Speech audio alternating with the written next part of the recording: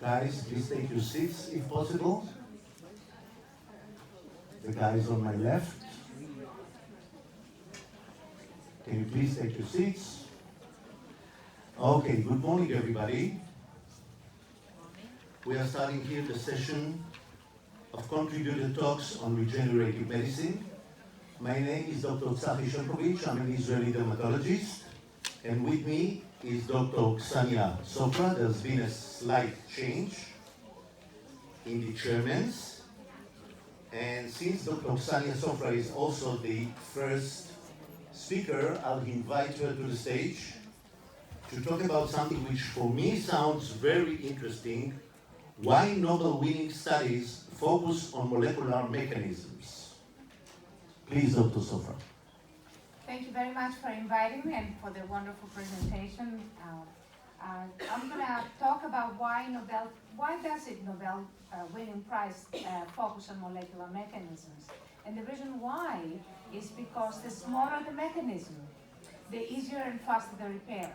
And also time reversal, going back from part to the whole and back, is routinely adopted for molecular mechanisms. So the physicists have now managed to reverse time at the quantum computer at a very small scale. But what you need to understand is, like, a broken cup cannot go back to being the way it was before. It's always going to remain broken. However, molecular mechanisms like ATP or GTP, they go from AMP to ADP to ATP, and back and forth, and they are exactly whole in all of their formats. And this is basically in accordance with what Einstein said. Einstein said that time, there is a space-time fabric that goes both ways. However, we can only go one way. We can only go forward. We go from past to future. And why is that? Why is it that we can now go back in time? And the reason is because with increasing complexity, as we become a whole person, and basically the parts merge in what we call a gestalt, which is more than the sum of the parts, and it's different than the sum of the parts. So we can all go back in time, because if we scattered ourselves back in time, we would never be the same again. We would never be composed into this whole that is more than the sum of its parts.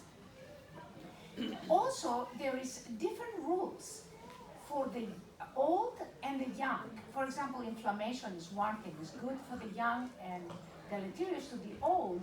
And there is new theories now. It says there's certain scholastic theories have to do with just repair and regeneration, but there is other theories called semi-programmed theories that they talk about how earlier mechanisms, when they continue, they become counterproductive for us. So the brightest flame casts the darkest shadow. Now, the first Nobel Prize was that I will be talking about is the 2015 in chemistry. And although a broken cup cannot go back to its prior form, however, proteins can routinely repair DNA to make it whole. And DNA repair can happen in two ways: repair and excision. Like we said previously, there certain things have to be subtracted. So thymine dimers inhibit DNA synthesis. So now you have the nucleotide excision of the NER pathway, and basically this is a sequence of how Sankar, since 1983, used different proteins to kind of map this pathway. So we have the basic excision repair, which is called BARE, and the mismatch repair, which basically you repair the DNA, the part. Again, repair happens at the smaller units and before the entire DNA entity is replicated. So what is the significance of repair in the DNA? Well, DNA creates proteins, and the proteins are basically the alive part of an organism. It's what communicates with the cell, how the cells communicate with each other and with themselves.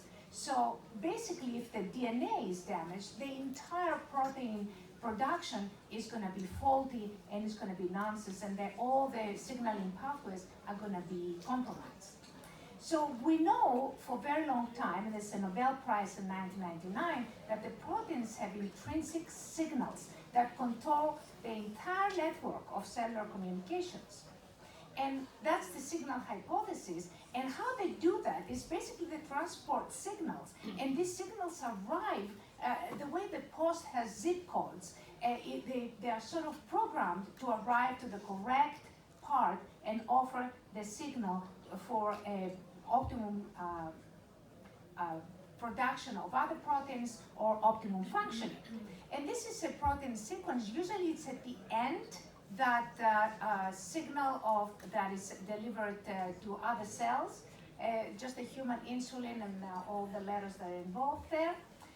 Now, in Nobel research, that was extended. In 2013, there was a release of neurotransmitters and export of hormones to cell surfaces and communication within cells, and that was like a cargo, like the post delivers packages with food and medicine to different sites of action. Sekman identified a set of genes that are critical for this process. Rothman identified the proteins that are critical for how the proteins bind in specific combinations to deliver the molecular cargo to the right destination.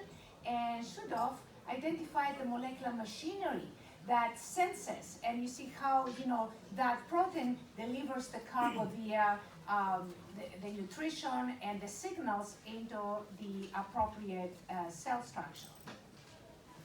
Now, the Nobel Prize in Chemistry 2015, now remember in 2015 that they said just that certain mechanisms have to be eliminated for optimal functioning. So you had the base excision and the nucleotide excision. Now, this was extended in 2018. There was another Nobel Prize for eliminating the T cell breaks. And basically, there is two breaks that have been identified. The CTLA-4 break, the T cell break, and basically that blocks the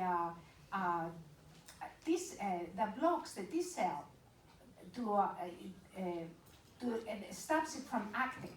Now, when you block the break, when you block the TCLA break, then the T cell can attack the tumor cell in cancer and basically kill it.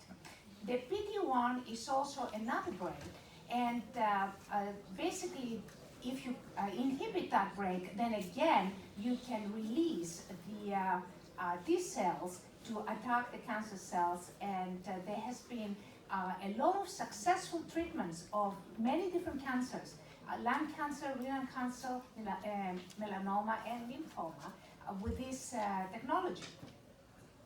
The activation of T cells, this is how it's presented. It basically requires two things. It requires a binding in a receptor that recognizes a non-cell, and also there is a protein that is an accelerator. Now, these two have to remain as is. However, you have to stop the TCLA break. And when you stop that, then the T cells will attack the cancer cells. PD-1, the exact same thing.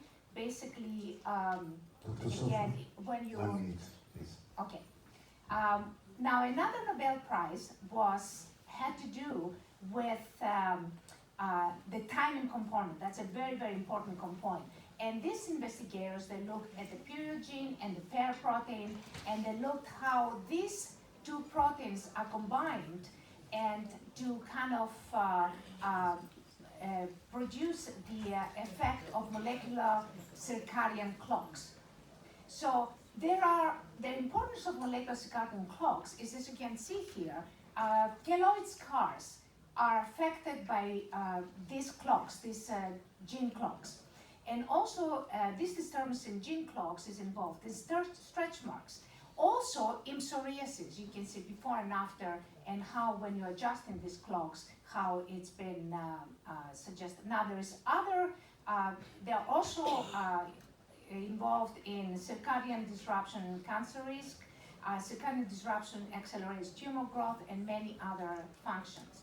So you have signaling process with respect to time to deliver the necessary cargo with instructions to repair and regeneration. There is another aspect of it. The natural DNA produces nonsense proteins, and this happens during heat, like with radio frequency, for example. Also, the natural proteins deliver this nonsense signals, and the entire network collapses. Now, and there's a lot of disorders as a result of misfolded proteins. Now, the research has gotten a step further. So can we unboil an egg? Can we basically refold unfolded proteins? And the answer is yes, and there is actual a measurement that the negative virial coefficient, this SCV measurements, and -1 indicates that the protein aggregation increased. That means the protein is destroyed, is denatured, and the positive that the protein has a positive result, therefore it decreases, so the protein is going to be more functional. So there is an actual way of measuring this, and this is a video I can show you how this can happen. So corrective signals can amplify faded biological signals, they can fill in gaps in biological signals. As they fill in the gaps, the signals become functional again. And basically, they restore the intra and inter communications between cells, they restore the signaling pathways, and basically communications between cells is equal to health. And with this, I will conclude my lecture. Thank you very much. Thank you very much, Dr. Sofra. And from the basic science part, we'll move swiftly to Dr. Pace Wam,